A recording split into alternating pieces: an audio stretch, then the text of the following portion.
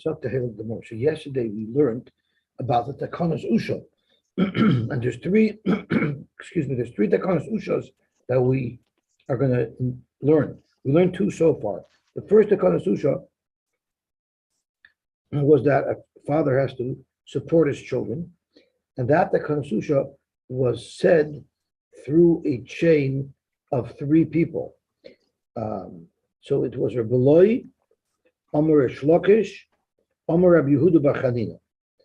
Then we had a second Takanos Usha that was said only by two people, Amar Rabbi Eloi, Amar Shlokish. And that was that if a father gives all his nechasim to his children, he has a right to live off it. In other words, he could demand mezonos from the children. The Gemara brought a raya, in fact, that we don't enforce that the Konsusha, because the Gemara said over a story that Rabbi Yonason was standing. Oh, I'm in the wrong gospel here. Rabbi Yonason was standing near Rabbi Chanina, and some man came over and started kissing Rabbi Yonason's knees. And Rabbi Chanina asked, why is this person so happy with you? And he said, because he also gave everything he had to his children, and the children didn't want to support him. And I sort of convinced or coerced the children to support him.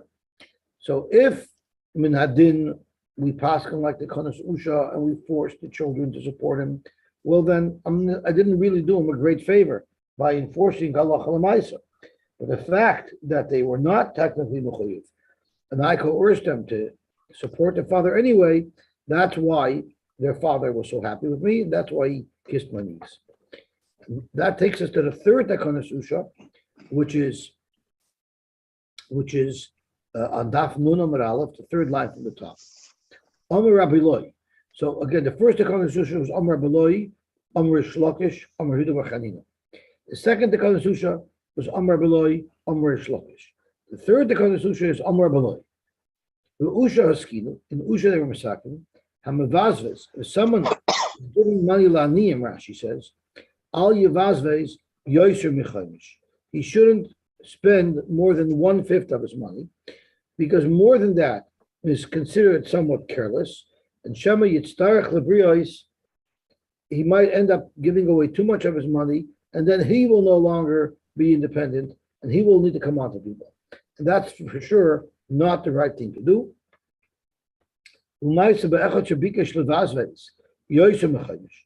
Someone once upon a time wanted to spend more than 1/5 on giving aniyim tzedakah. Good morning. And his friend stopped him from doing it. Umanu, who was the friend who stopped his friend from giving too much money? Rabbi Shevav. Rabbi Shevav said, don't do it. Ramila Rabbi Shevav, there are those who say that it's Rabbi Shevav who wanted to give too much money to tzedakah, and his friend stopped him. Umanu Rabbi Kiva. So let's see Tosis. Because Tosis explains how this Chodesh works. Al Yivaz v'Yosy Mechaimish. The Farish Miyushalmi Shepam Rishoina Yachal Lavaz v'Chodesh. So someone acquires assets. It's gifted to him, but someone got a hold of assets. So those assets that he acquired, he's allowed to give up to 1/5 away. Next year he can't give another 1/5 away, because by the time he's done, he'll have nothing left. You can only give up to 1/5 of the revach. You can't give away 1/5 of your nechasim each year.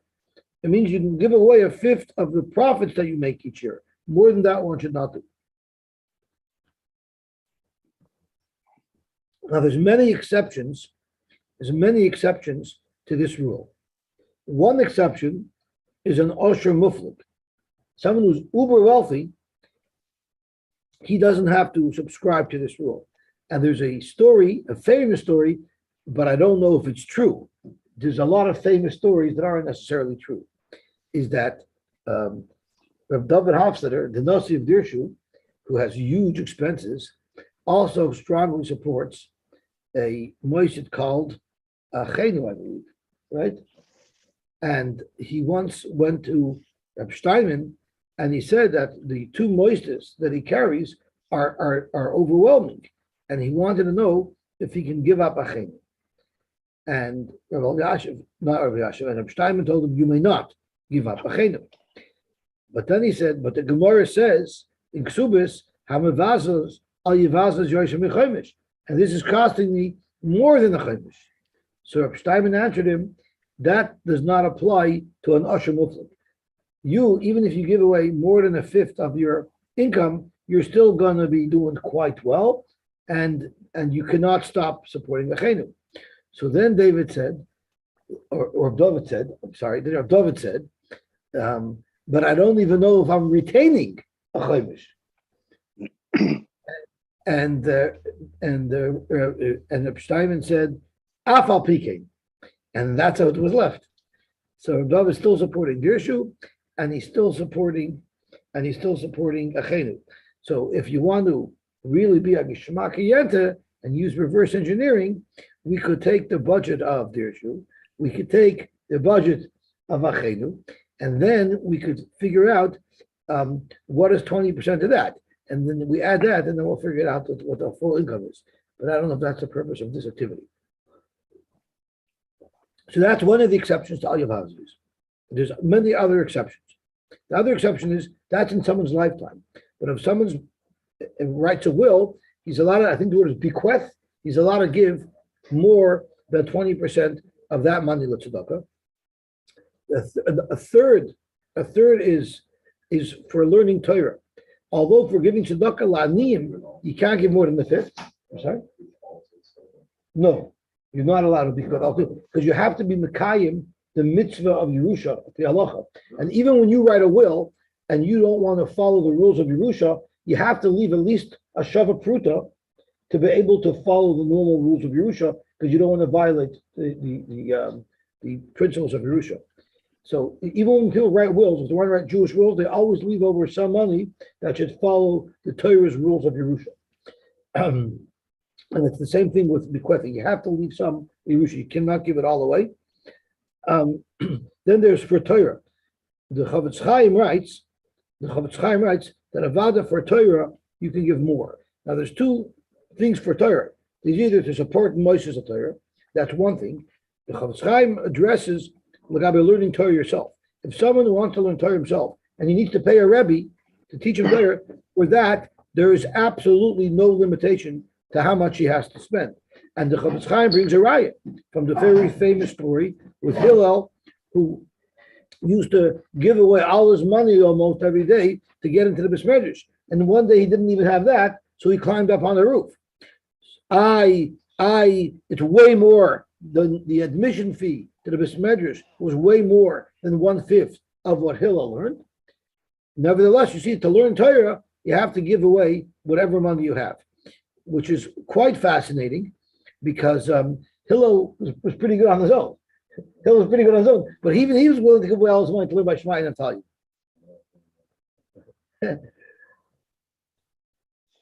Right, so when you wonder if you're supposed to give more than the fifth away to tuition, from the Gemara here, it's mashma not, tafka for tzedakah, but not for Torah. The other exception is to avoid a lot. All this that we're talking about the limitation of how much money you spend is to do a mitzvah saseh. But to avoid a mitzvah loy saseh, there you'd have to spend every penny you have. This is discussed in Hilchos Lulav, because the halacha is, what if you have a nice esrog, and then someone offers you a better one for a lot more money? Are you going to buy it? The most place from all the body not to buy it, because you already have one and you don't have to spend so much money. So these are where the shilas are relevant, and the halacha al yivazvis has many exceptions. We did the story already, where Rabbi Sheviv or Rabbi Akiva held each other back from spending too much. Micro, where do you see a makor in the pasuk maybe that you're not supposed to spend more than a fifth? It says in the pasuk, "V'chol asher titun Avraham Avinu said, whatever you give me, aser asrenu loch. I'll give you meiser and I'll give you meiser again." So you see two meisers. What's 2 times 10%? 20%. Fact Gemara, but that's not completely accurate. Because Valaydami Isur Basra Isur Kama. The first tenth is 10%. The second tenth is 10% of the 90%. So it's not really a full 20%. Amar Bashi Asrenu Levasra Kikama. I'm going to take the second tenth, the same amount as the first tenth, which is really going to be a full 20%, which is a full fifth. Because our miser, for instance, when we give miser, so the miser Rishon goes to the Levi, that's 1/10. The miser Sheni or the miser Oni, that's not the same amount as the miser Rishon. That's 1/10 of what was remaining. So it's actually a little bit less than 1/10 of the entire yield, that is.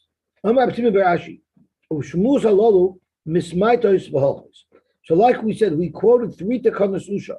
Again, the first takanas usha was that a person has to be mefarnes his children. The second one was that if he gives his children all of his assets, he gets mezainis from them. And the third one, which we just learned, was hamavazves.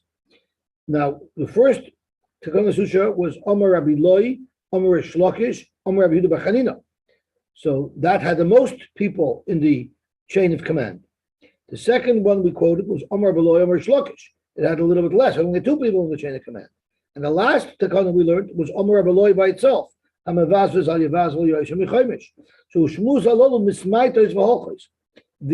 3 halachas that we just quoted are being quoted by less and less authors, or less and less people who are saying it over. The simanech, and the way you could remember who said what is ketanim, which is the first takana, which was the takana that you have to support your children. Kisvu was the second takana, which is if someone wrote over all his assets to his children. Ubizbizu, referring to the last takana that we learned, that someone should not give more than 1/5 of his assets or his profits to tzedakah. Amar Rabbi Yitzchak said, "Usha hiskinu." In Usha they were misakin. Sheyehei adam misgalgal in benoi at shtei mesri shana. A person should be magalgal in benoi. What does that mean? It means sort of roll with the punches. If his son doesn't want to learn, yigalgal imay benachas udvarim rakim. Shouldn't put on too much pressure. He should gently encourage his child to learn up until the time when the child is 12. But mikan ve'elech, but once the child reaches 12 years old, yoyred imoy lechayo. Then you got to really put the pressure on. I'm sorry. I'm going to tell you in a second. Yoyred imoy lechayo l'radoisay b'ritzua, to hit him, to force him, and withhold money from him if he doesn't learn properly, if he doesn't go to yeshiva. So Shmuel says the Arshkral, but let's look at the Marsha. The Marsha translates this in a radically different way. Rashi's translating it that you beat this kid and you coerce this child. You don't even give him money until he succumbs and he learns. I'm not sure if anybody has ever tried that method. I would be curious to know the success rate of such a method. But let's have a look at what the Marsha says. I think that's what Shmuel means when he's focusing, when he brings up what the article says, and he says, what does that mean? If the child at 12 is not being matzlich in learning, well then maybe teach him a trade, maybe teach him how to earn a living. If he's not cut out for learning, maybe he'll be cut out for earning a living. No, the literal article miserable. Oh, right. So he's saying Rashi. Oh, I thought you were referring to Moshe. Well, not supporting him and beating him is pretty miserable, I would say. I think this is the Lakewood method. But the Marsha says no. Threaten him with having to go for learning. Get him a job. I can't even figure saying it's very low. I said it's the Lakewood method. If he's not into learning, threaten him with having to go and get a job. Oh, so I figure it's making a hybrid. Maybe both pshatim are right. Maybe what Rashi means is making his life miserable is to threaten him that he'll have to get a job. Oh, that's a beautiful pshat. Oh, shkoyach avigdor. Oh, that's a beautiful pshat. That's the ultimate in coercing. Gewaltig. David said, I forget one of them said, Gewaltig. Okay? So, however, once a person is 12 years old, Yored Imay Lachai. Gewaltig. Fragt the Gemara, Eini, is that so? Like, if I'm not mistaken, there's a very famous story with one of the great authors, one of the great Rabbanim of Klal Yisrael. I'll say over the story, and someone here might remember who it was with, where he was not holding by learning. This child was not holding by learning, and one night, and he's in bed, he hears that a man came over to his parents' home, and his parents were discussing, we want you, he was a shoemaker, we want you to take our child as an apprentice to start making shoes, because he doesn't seem to have any future in learning. And when this child heard this, he became so moved by it, and he told his father, Tati, I promise I'll sit and learn now, and I'll buckle down, and I don't want to give up learning, I want to stay in learning. And he ended up being one of the big Gedolim, a famous Gadol, I don't remember who the name was. So that's exactly a Vigdor Svar. You threaten him that he's going to have to go to work, you never know what type of big Talmud Chacham to come out of it. Frank the Gemara. The Amarlei Rav Shmuel Bar Shilas, Rav told Shmuel Bar Shilas, Botzer mi bar shis, less than 6 years old, loy sakba. You shouldn't take such a Talmud. He's a young child, the child should play. Bar shis, once the child is 6 years old, kavil, take him in, the safi lechatura. Rashi says, haliteyu, stuff the Torah down his throat. Kishor, like force feeding an ox. You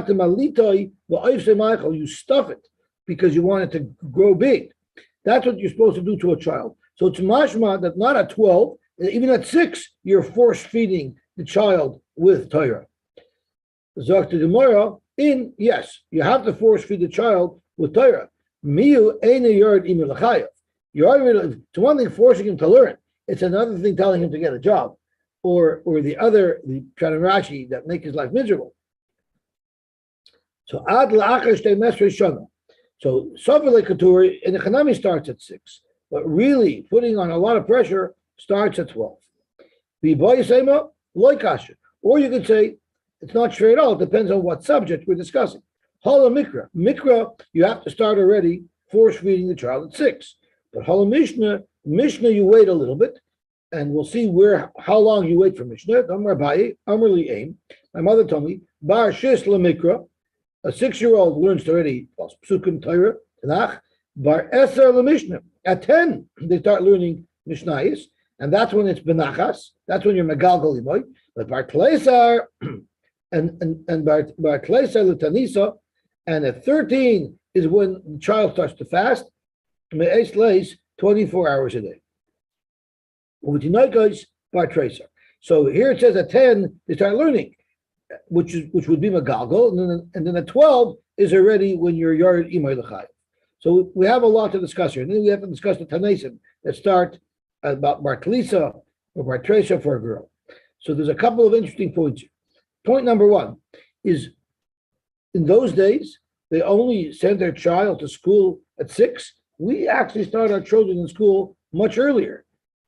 So the Mefarshim tell us, of course, things are different nowadays. School by us is mostly play. School by us is mostly play. So of course we can start at 3 years old. Their school meant that they learned Min HaBoker Ad Ha'erev, and that started by them already at 6 for Mikra and at 10 for Mishnah. So that's way more than what we could possibly do. Our teaching, our school system is not even near what this system is. We break the kids in slowly, and much of their day is playtime. So that's why our ages might be a little bit different. Now, as far as the fasting is concerned, it's actually a shaila what this means. Does this mean the Raisidik fasting, or does this mean the Chinuch fasting that they fast a full day the year before? So Rashi learns it's referring to the Chinuch fasting where they start fasting a year before. So Bar Tleisar L'Tanisa means when he starts his 13th year, when a boy's only 12 years old, that's when he starts fasting for Chinuch. That's when he starts fasting for Chinuch. And a Tinoikis, a young girl, when she becomes 11 years old, when she's starting her 12th year, that's when for chinuch she starts fasting a whole day. So Rashi asks, why is it Mamela when the deraisa dika fasting? That makes perfect sense. The Torah says 12 for a girl, Torah says 13 for a boy, it's halacha Moshe Sinai. But the pre-fasting, why shouldn't the boy and the girl start fasting for chinuch at the same age? Zokt Rashi, a very interesting thing, and I'm just going to read Rashi inside. Zokt Rashi, why does a girl start fasting earlier? A girl is much stronger. She becomes stronger and able to withstand a full day fast earlier than the boy. You know why? Learning Torah weakens a person. It takes our kishkis. And therefore, men are weaker than women because men learn Torah. That's what Rashi says. Tosfos actually does not say that. Let's look at Tosfos.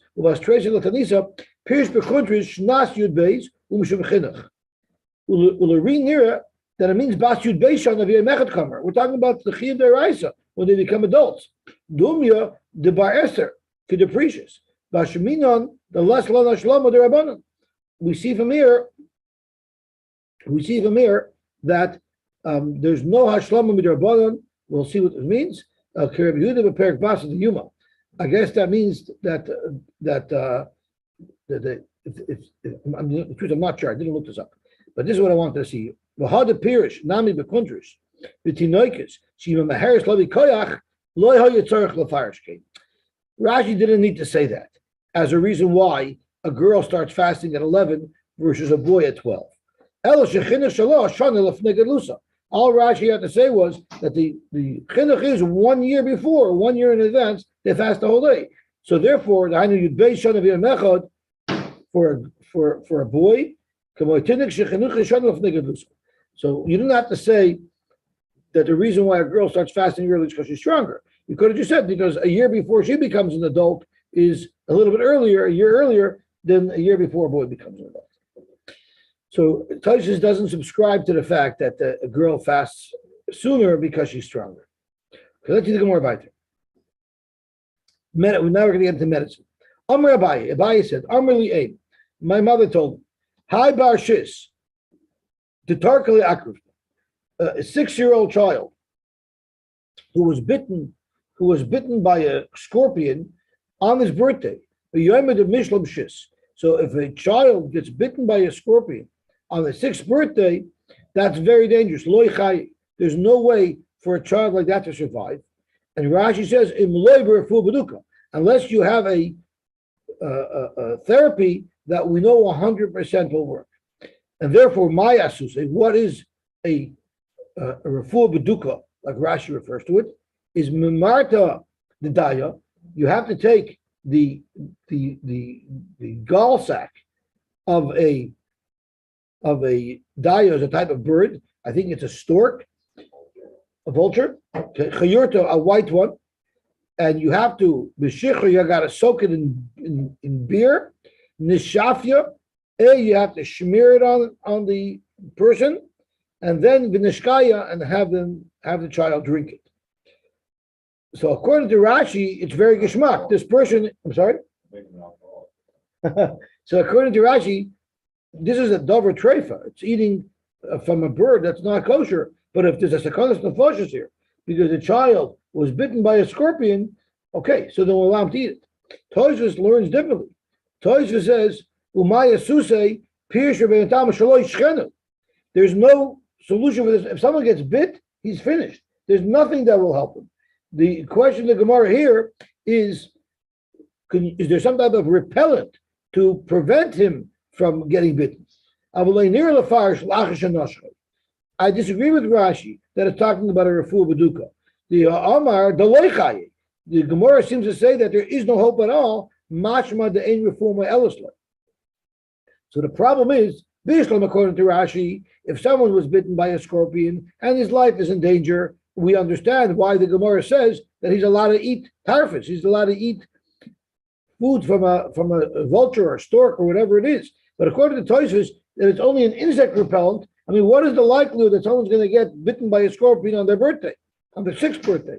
So how is it that you're allowed to eat non-kosher food as a repellent? So that's a shaila that they ask. I don't know. I didn't hear of a teretz. Zok Gemara Biter. Hi by Shata the Torah Zibura. He got bitten by a wasp, a fly, some type of insect. The Yom the Mishlam Shata. Again, like Chai, he cannot survive. Maya Suse. Atsusa the Dikla B'Maya. There's something about like a netting-like material that naturally grows around the dekel, around the palm tree. Soak that in water. Nishafiyu Nishkaya. Let him smear with it. A and B, let him drink it.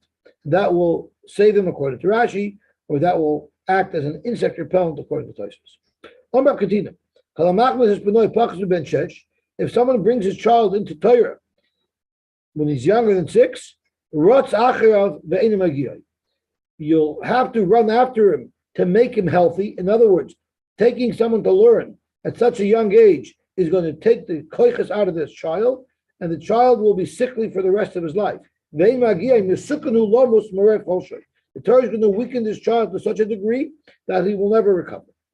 That's not what it means. That what it means is if a child starts learning Torah when they're so young, they'll be so ahead of the game and so advanced that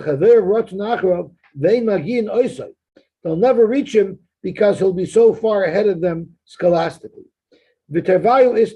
And both halachas are true. Cholish v'gomer. He'll be a very big Talmid Chacham, but he'll always be sickly his whole life. Or maybe you don't have to say it that way. Rather, hadakachish hadabari. If you have a weak child and you try to teach him Torah early, you're going to end up hurting him, and he's going to become too weak and too sickly. But if you have a very strong child, then to the contrary, bring him in to learn, because he will be able to withstand it. He'll have the strength to withstand it, and he'll end up being way ahead of his peers because of his advanced learning. Another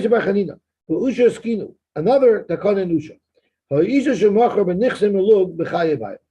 nichsim elug are nechasim. Let's say a woman brings a property into the marriage that's designed for her to keep if her husband dies or if she gets a divorce. But while she's married to her husband gets to eat the pears, and if she dies before him, then he gets to keep the property. It's almost like a little bit of a nut in the event that she dies before him. So what happens if she sold it? So let's think about it. What are her rights to sell it?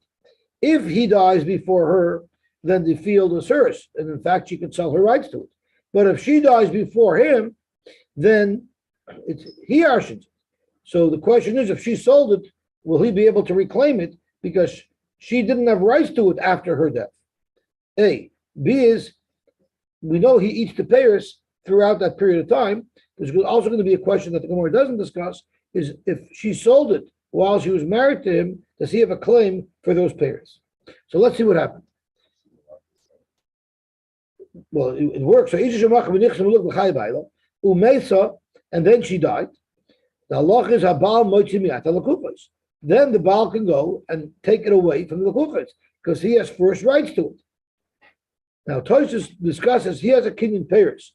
So if you hold kinyan pears kinyan aguftami, that means he always owned it. Now if you hold kinyan pears lav kinyan aguftami, so the fact that he can eat the pears gives him no ownership on the field itself. Yes, and she's allowed to sell it. But what happens is after she dies, his kinyan pears morphs into a kinyan aguf, so he could reclaim it. There's actually a machlokes in the Rishonim if he can also reclaim the pears that the lakeach had eaten or used until that point. But for sure, the land itself, he can go back and take.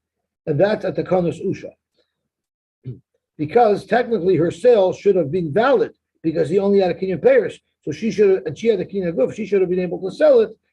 The kana is that he gets it back. And the kana is all because of Ava, because we don't want there to be disagreements between a husband and wife because of such a sale. So that's why they would have made such a takana, even though technically she might have been able to sell it. Tosfos says this only works if you hold kinyan pears lav kinyan aguf. If you hold kinyan pears kinyan aguf, then you don't need a takana susha to prevent the sale. Then the mere kinyan pears that he has would block such a sale. Zok the Gemara back. Ashkechei Rabbi Yitzchak bar Yosef l'Rabavo. Rabbi Yitzchak met Rabavo to have a koybe chalusa de usha. he was in the crowd in Usha. Amarle man mora the shmaitza the Usha. Who is the author of this halacha that we just learned? Amarle Rabbi Yosy bar Chanina.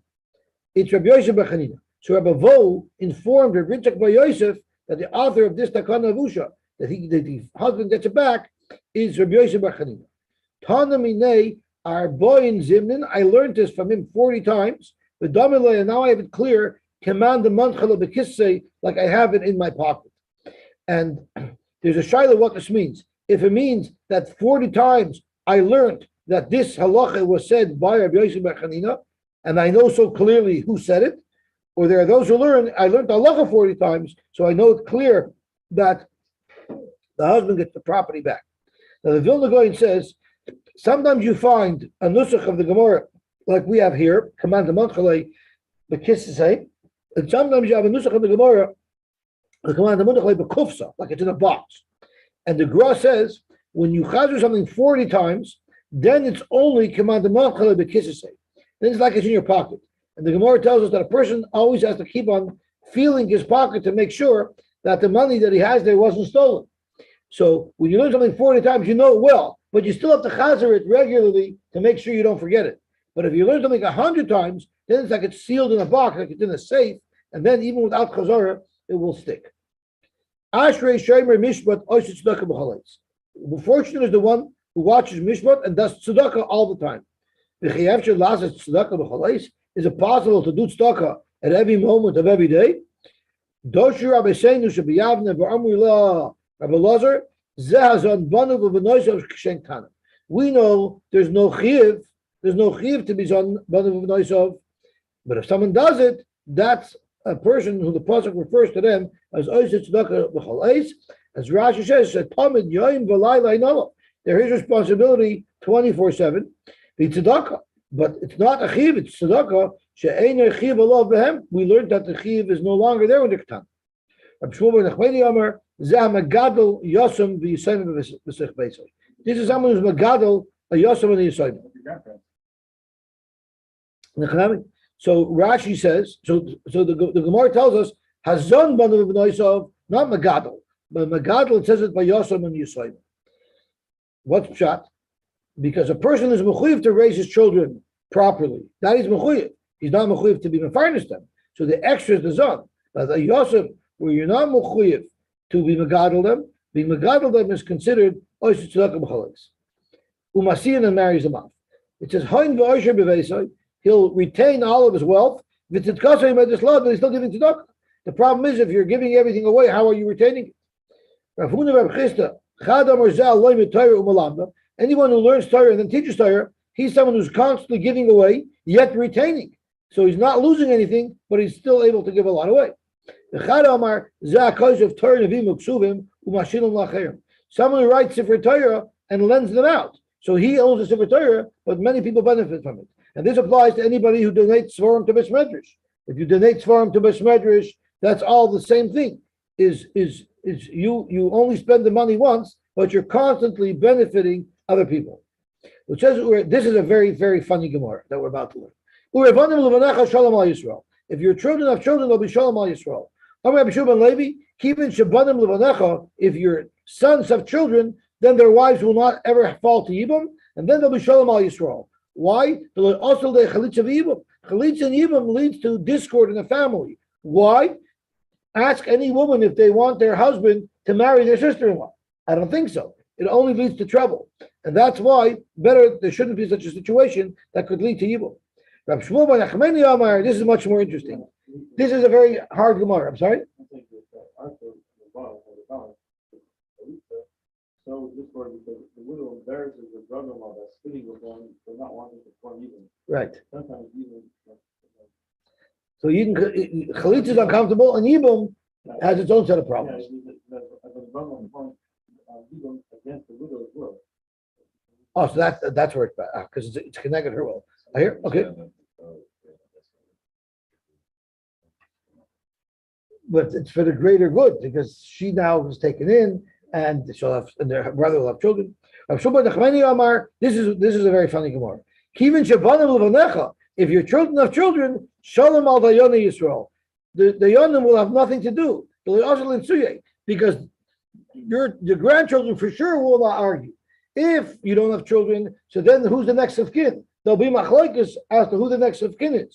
But if there's only children, there'll never ever be a problem. So we're Shalom al Yisrael. You can add another that's when they fight.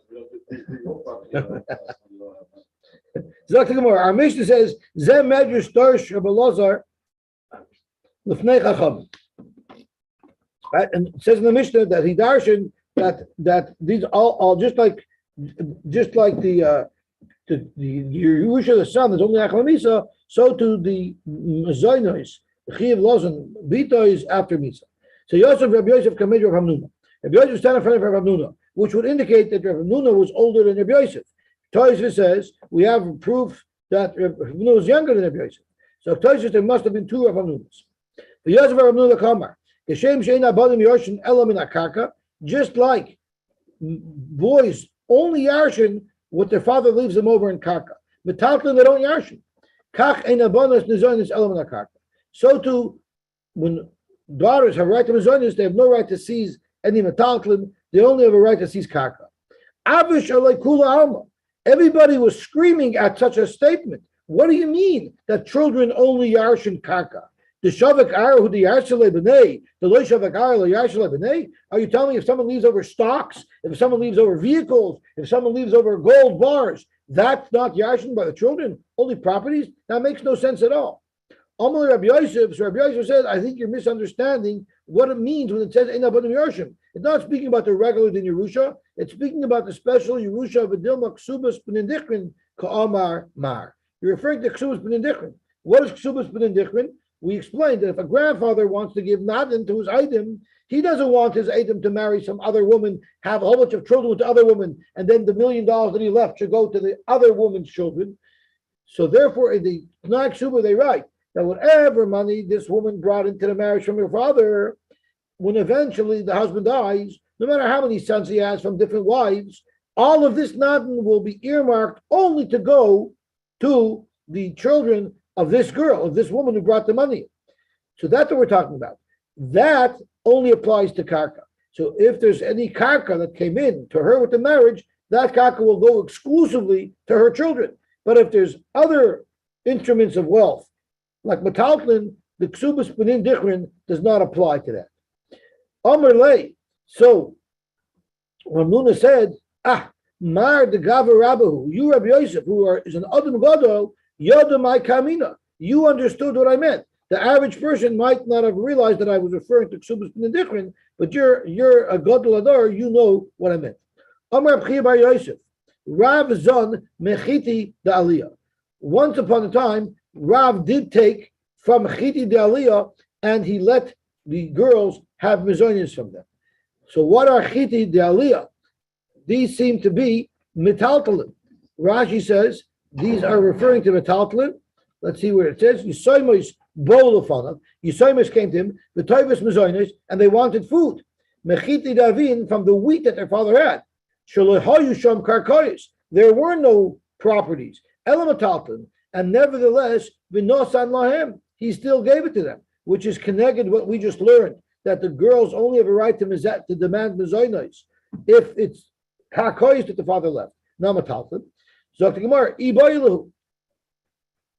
Why did Rav do it? Either parnos or havya.